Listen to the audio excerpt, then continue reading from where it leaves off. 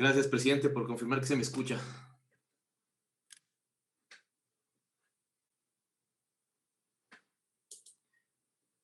Gracias, presidente, por el uso de la palabra. Realmente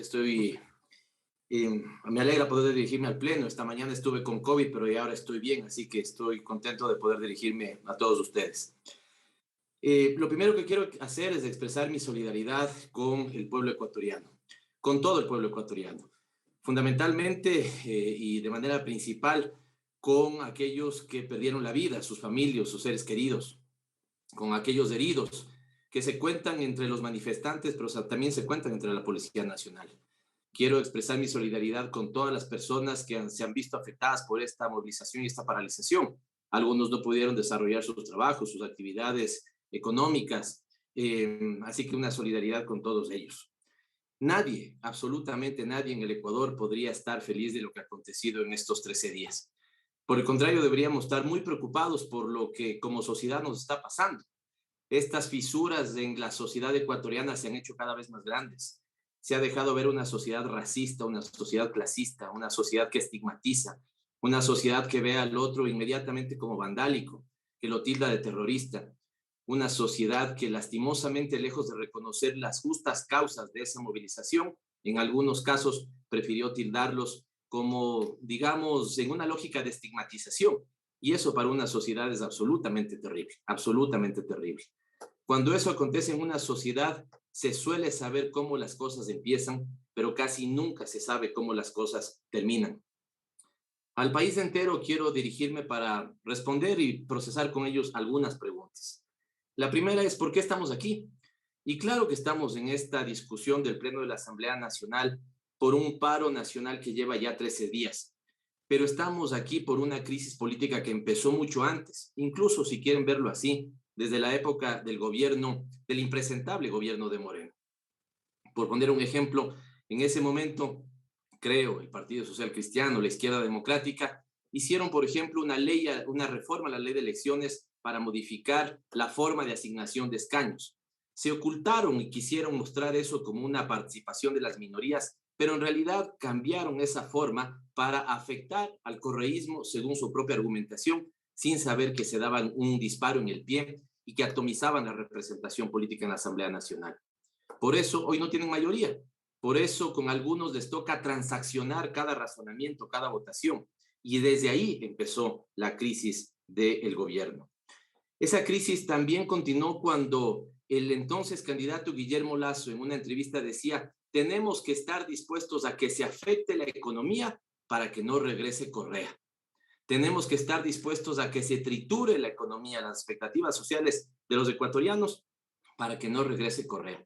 Es decir, han hecho en estos últimos años no lo que el pueblo necesita, sino lo que ellos creen deben hacer para afectar a una fuerza política. Y eso es terrible, absolutamente terrible.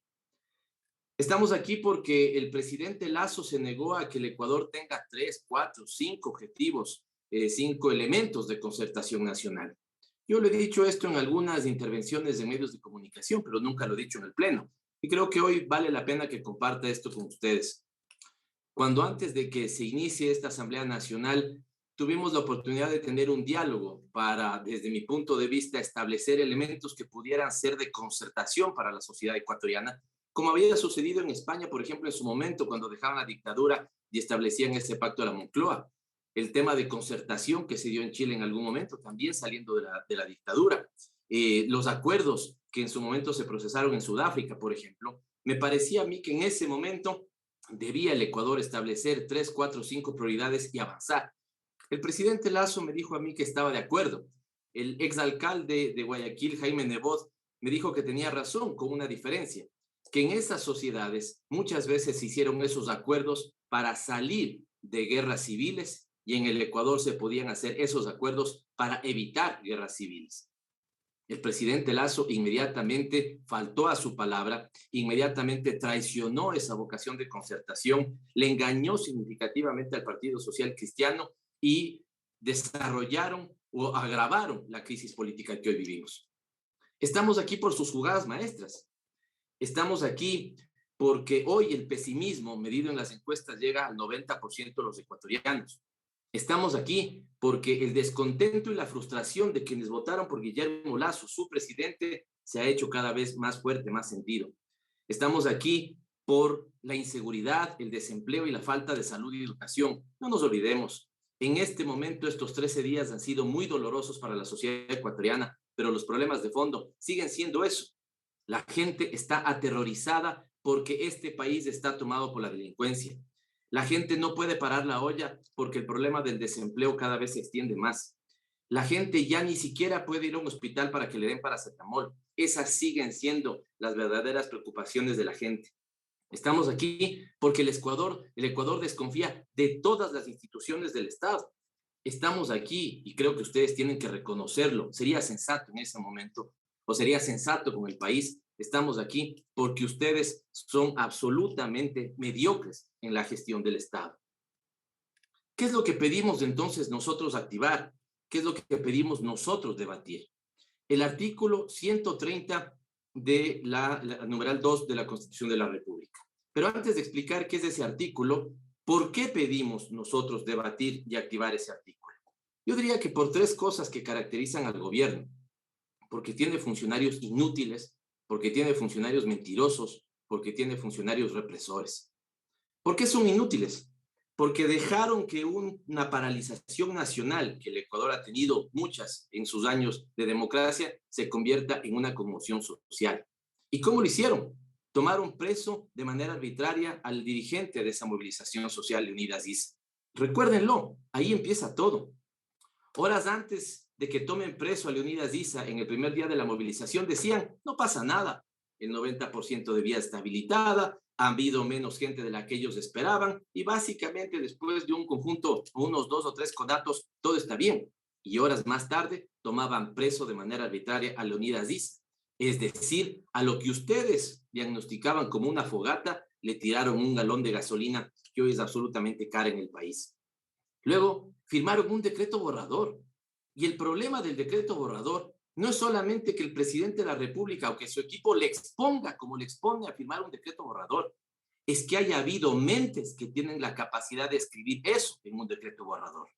El uso de la fuerza letal para combatir una movilización, el hecho de quitar derechos como la información a partir de restringir acceso a las redes sociales, por ejemplo, a los medios de comunicación. Ese decreto lo firmaron, un decreto borrador, dijeron, como si eso no fuera nada. Pero insisto, el problema de fondo es que haya gente dispuesta a escribir eso. El problema no es que haya firmado, el problema es que estuvo escrito. Ocuparon la Casa de la Cultura cuando eso no se había hecho desde la época de la dictadura. Y así le dijeron el conjunto de gente que trabaja sobre la cultura y que simplemente no quisieron entender. Es decir, su manejo de la crisis se convirtió en el manual de lo que no se debe hacer. Han pasado la historia por eso, por lo que no se debe hacer.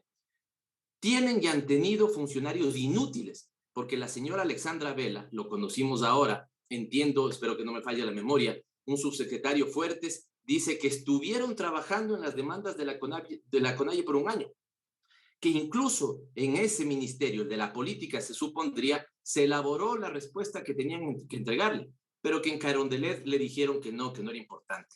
Es decir, ellos dejaron, quien debía encargarse de la política, dejó que este problema los crezca, porque nunca dieron esas respuestas.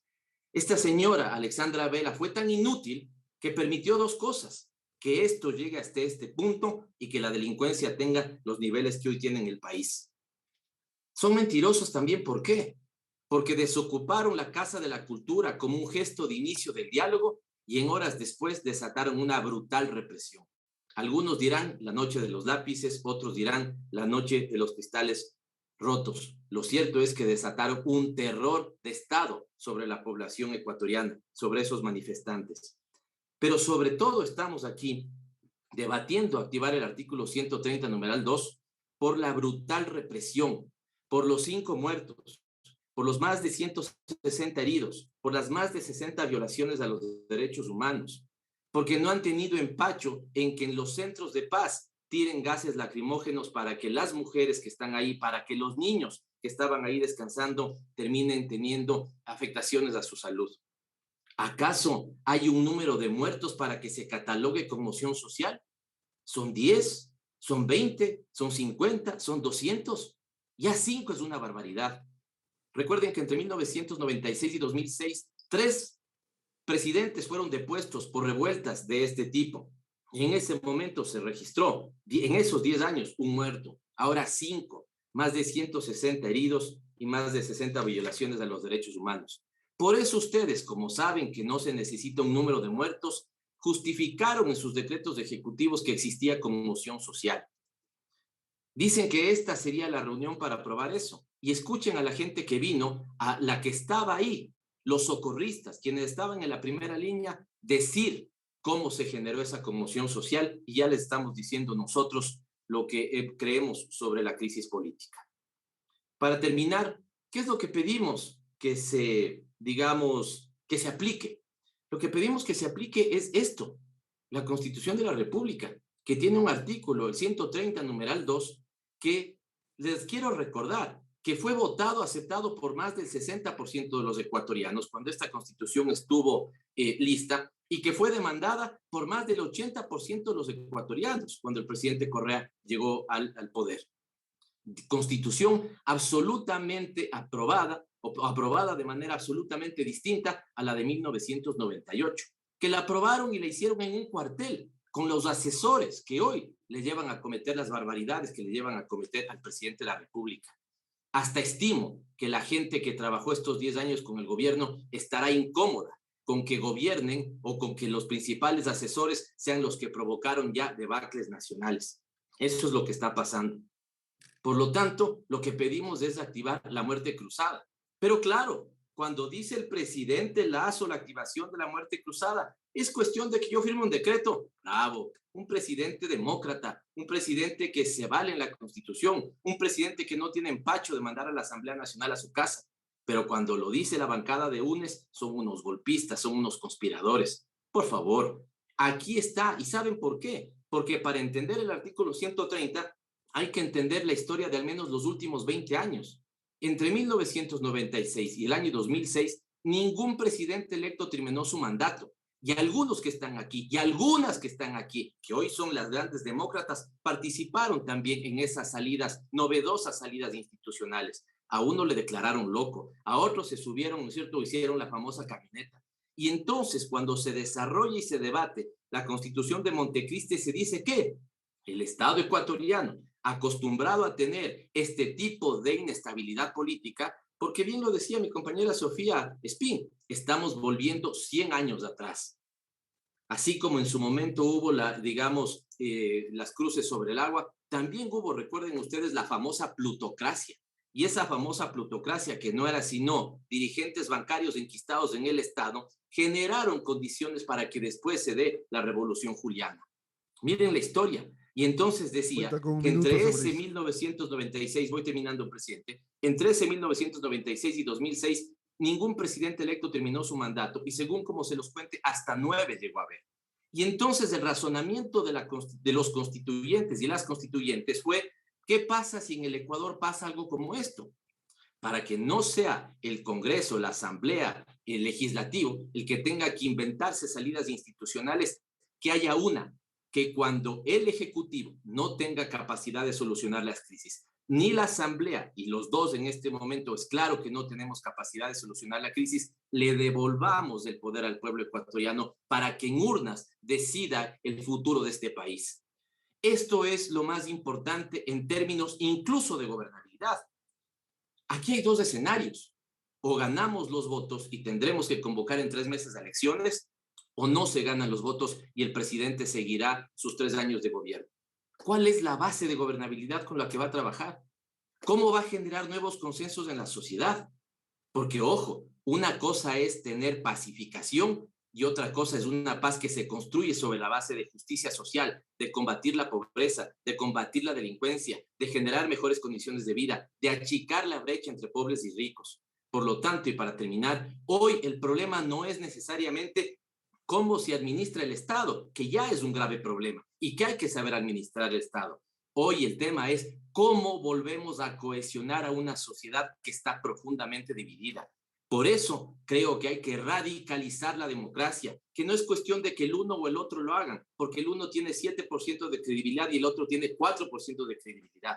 El reseteo democrático para que el pueblo tenga su poder en las urnas es lo que en este momento cabe, no es golpismo, está escrito en esta Constitución y yo y mi bancada votaremos por esa salida. Muchas gracias, presidente. Asambleísta Luis